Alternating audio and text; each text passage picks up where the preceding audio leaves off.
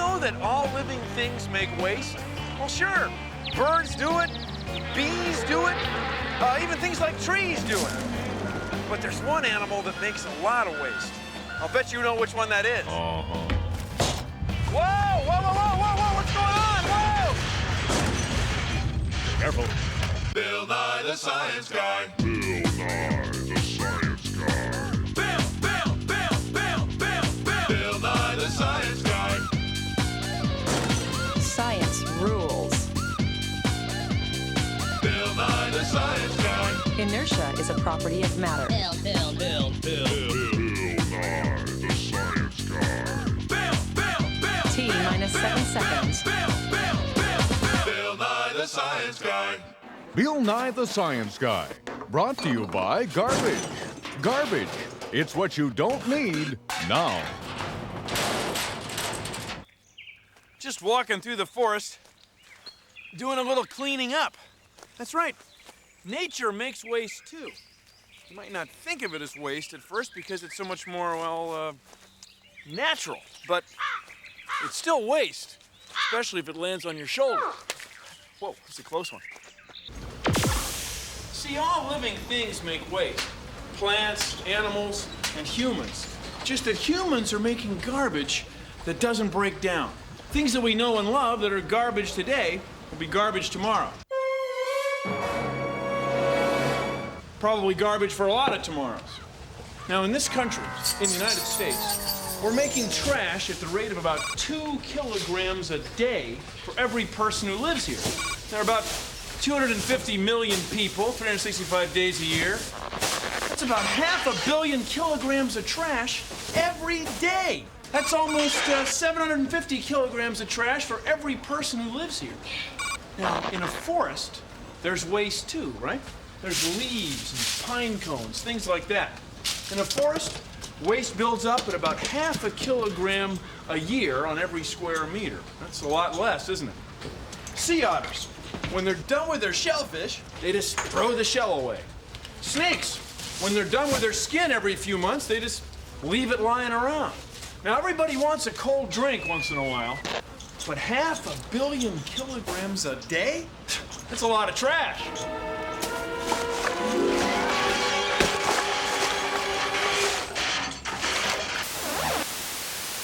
All living things make waste. It's just that humans are the only species that make non-biodegradable waste.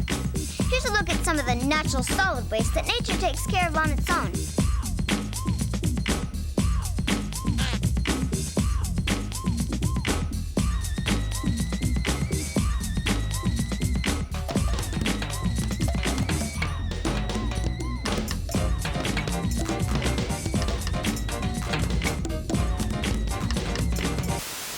Any indigestible material is eventually left behind as the animal moves on.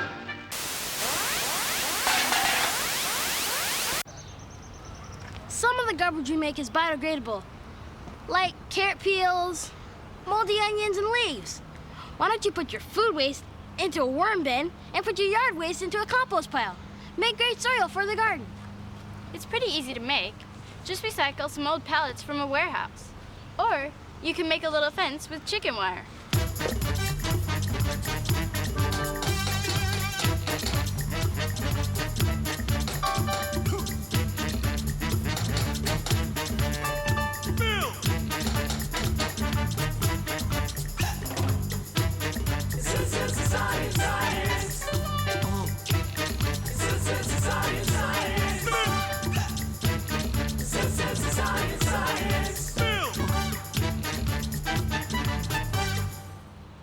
No matter what it looks like, when stuff starts breaking down, it gets really hot.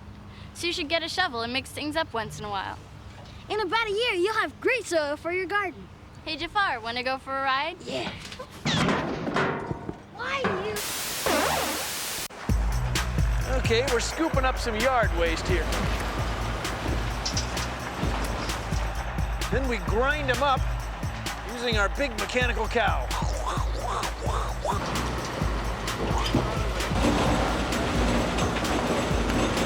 That dirt is yard waste from people's gardens and grass clippings. It's brought out here, mixed with water, so that the decomposing microorganisms can work on it for about a year.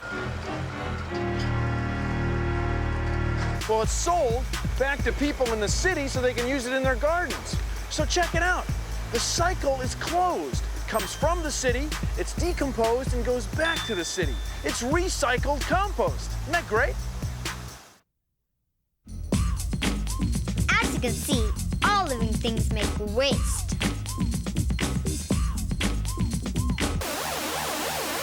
In a typical forest, nature builds up trash about 20 centimeters a year. In a typical landfill, humans build up trash about 20 centimeters per week. This is the Fresh Hills landfill on Staten Island, New York. It's the largest garbage dump in the world. 15 million kilograms of garbage roll into this landfill every day. Plastic bags are the most seen pieces of garbage. And right now, it's twice as tall as the Statue of Liberty. No, really. Nature makes about ½ a kilo of trash for every square meter of forest floor every year. Now that's for everybody. Trees, leaves, weeds, birds, squirrels, bears, and bees. Everything. ½ a kilo a year. Humans make 2 kilos of trash for every human every day. Something's out of balance here. Whoa. I hate cleaning up other people's messes. I think everybody should just clean up their own mess. Being Native American and knowing that this area at one point, before all these buildings were here, were the first peoples, the Aboriginal peoples of this area, the Duwamish, the Muckleshoot, the Suquamish, who lived here when the river was curvy and there was no big buildings and there were canoes.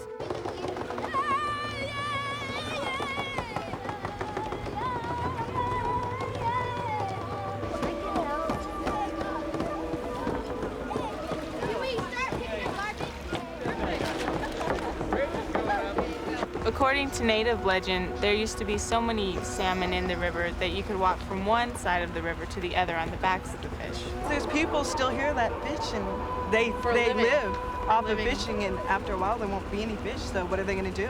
Pick up the trash, put it in the bag, Like most people, they're polluted, and they're trying to teach the kids now not to pollute the water. You might want to try to teach the young ones that you have at home, like your baby cousin or your little brother or your little sister, and try to get them into science and helping the environment, because they're going to be the future. Mother Earth needs our help!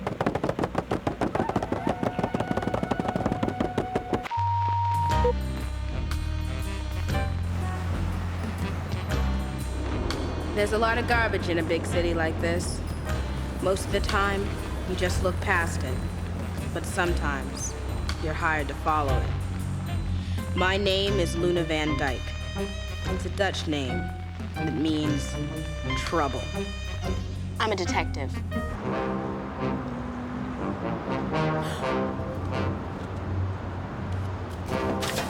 Hey! I didn't know who that guy was, but that bottle was recyclable, so I decided to follow it.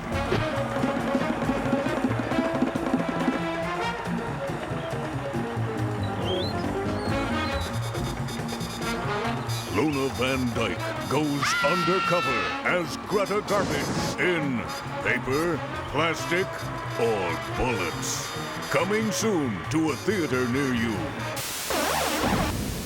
A lot of the waste we make is biodegradable. It breaks down. Things like potato peelings, chicken bones, and some kinds of paper.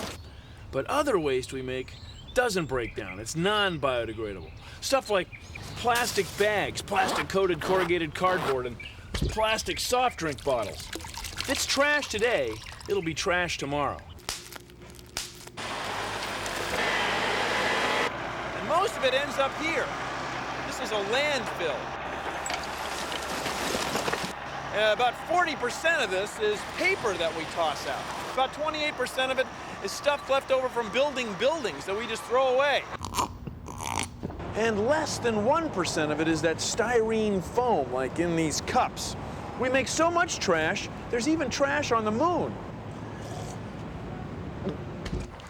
Human beings can't help but make waste. I mean, we're living things. But the more waste we make, the more places we have to find to put it. And one day we may run out of places. So the less we make and the more we reuse and recycle, the better. Because the more we can keep our planet clean now, it'll mean a lot less work later.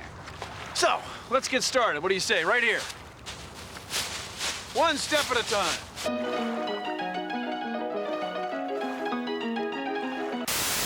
Solid waste isn't the only kind of garbage messing up the Earth. There's also fuel spills and oil spills and refrigerant leaks. And the exhaust from cars, trucks, trains, buses, and planes is polluting our atmosphere. That's garbage.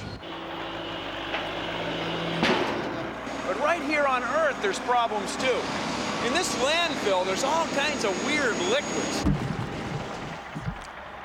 And they work their way down through the landfill. It's called leaching. Now, if things go wrong, that goop can end up in the water supply. Now, this landfill has a leachate recovery system, something to keep that from happening. But not all landfills have that. And so some of our soil is getting messed up. We do have choices. Come on, say them with me. Reduce, reuse, and recycle.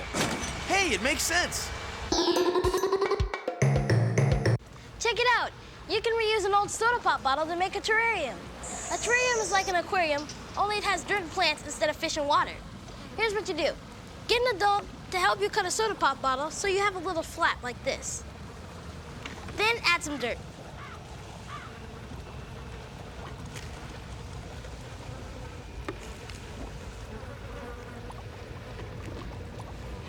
Then add a plant.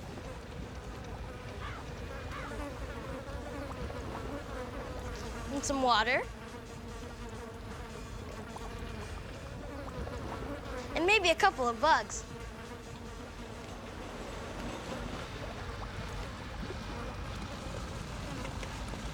Tape the bottle back up.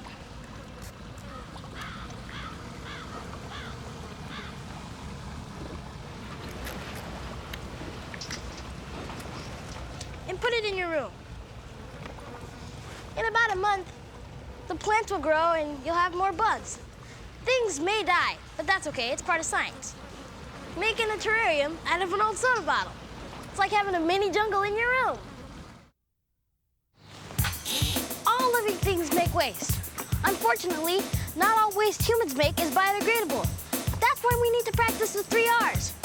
Reduce, reuse, and recycle. It's not that hard.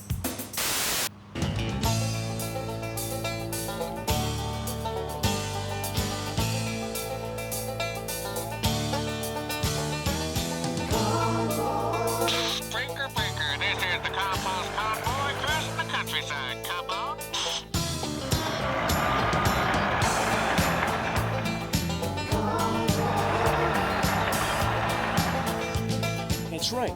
Every day in this country, we make enough garbage to fill a convoy of trucks that would reach from Chicago to New York. That's a lot of trucks. That's a lot of garbage. That's a lot of no's.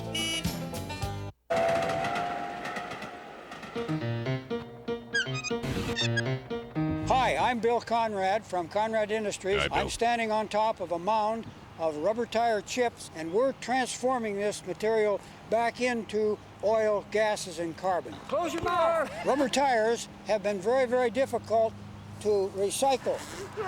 This is oil from a rubber tire chip. Our next big challenge is to take other waste products, plastic waste products, and convert those waste products back to oil. We can take this mixed plastic and put it into our system and convert it back to oil, back again into plastic. Our machine will handle this type of waste product. And here it is, the oil that we've taken from plastic. We have converted the plastic back into oil for complete plastic recycling. Our system is total and complete recycling. This is total plastic recycling. Plastic recycling. What? Recycling. Careful. Cars run on gasoline, oil, and antifreeze. How would you like to eat that stuff? Well, sometimes fish have to. Hang on, hang on. You shouldn't pour antifreeze down storm drains because a lot of times that stuff flows right into the nearest body of water. You should recycle it. Okay. Hey, thanks. See, fish don't like to have that stuff for lunch. Of course, no fish has ever told me that. I mean, no one's ever said it to me, but I've hung out with them a lot, and I get that impression.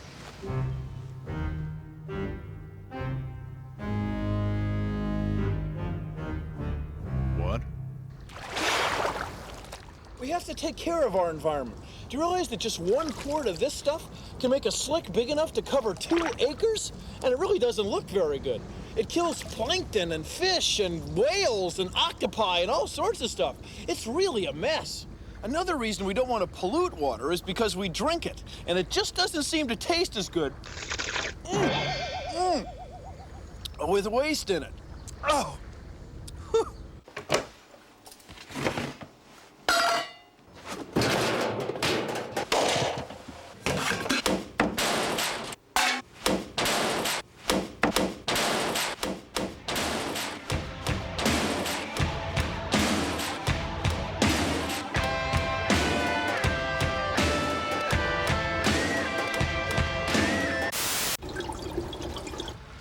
Watch this.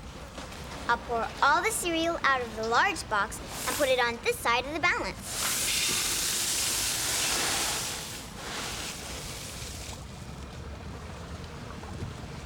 Now I'll pour the cereal out of the single serving boxes on this side.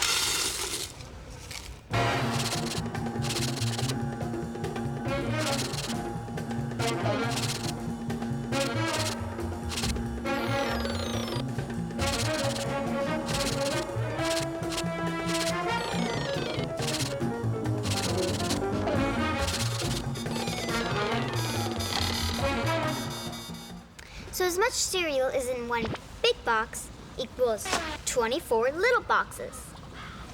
Okay, let's weigh the boxes.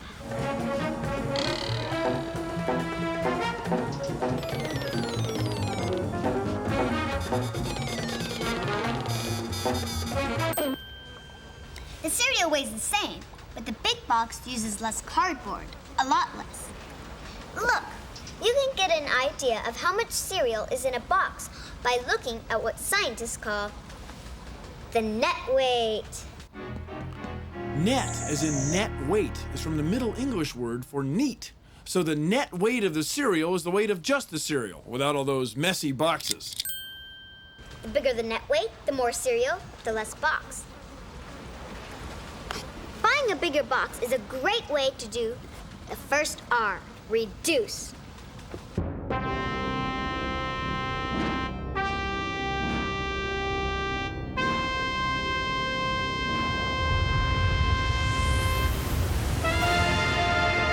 Reduce it.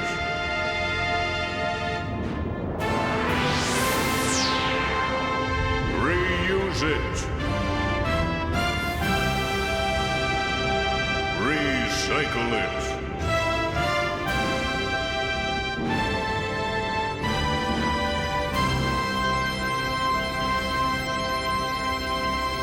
Brought to you by the 3 R's. Yeah, it looks fine, Bill. We're rolling. You know, all this talk about trash and garbage has gotten me thinking. Maybe that's what we need a little bit more of. A little more thinking. Thinking. We need to think about what happens to something after we throw it away. You know, people get so caught up in the convenience of an item that they throw it away without even thinking. You see, most of it ends up in a landfill. You see what I'm saying? I mean, look at all this stuff. There's plastic bags full of aluminum cans that could have been recycled, construction waste from people building houses, all the stuff that could be put to some useful purpose, but no, it's going to end up here, buried. Buried, maybe not forever, but for a very, very long time. Now, what's the point of that? So what we got to do, we got to stop and realize the effect of what we're doing, because we could probably make use of this material if we would just get our head in the game. But no, we should pay attention. We've got to pay attention. Oh, I should pull back. Get a little carried away there. Whoa, what's going on? Hey, whoa!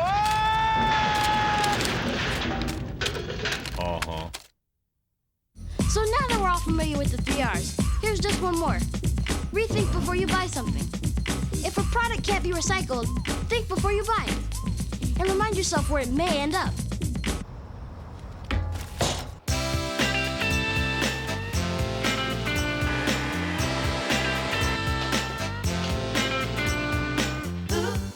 All your trash, 4 pounds a day. All your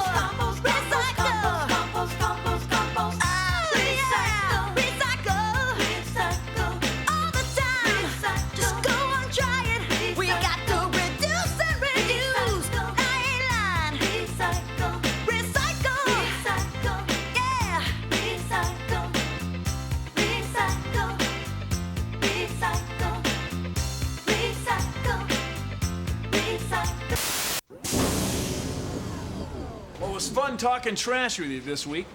Just want you to know here at Nye Laboratories, reducing, reusing, and recycling aren't just words. They're the way we work.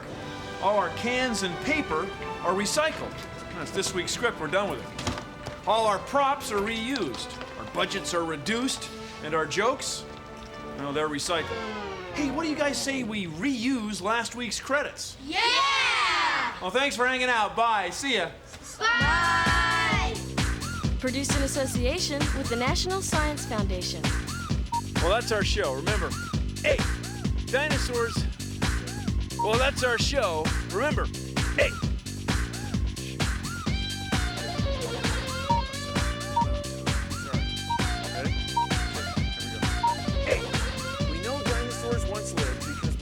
Their fossilized bones.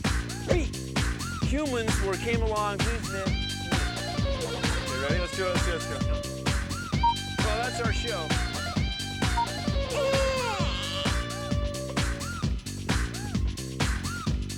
Sorry. A.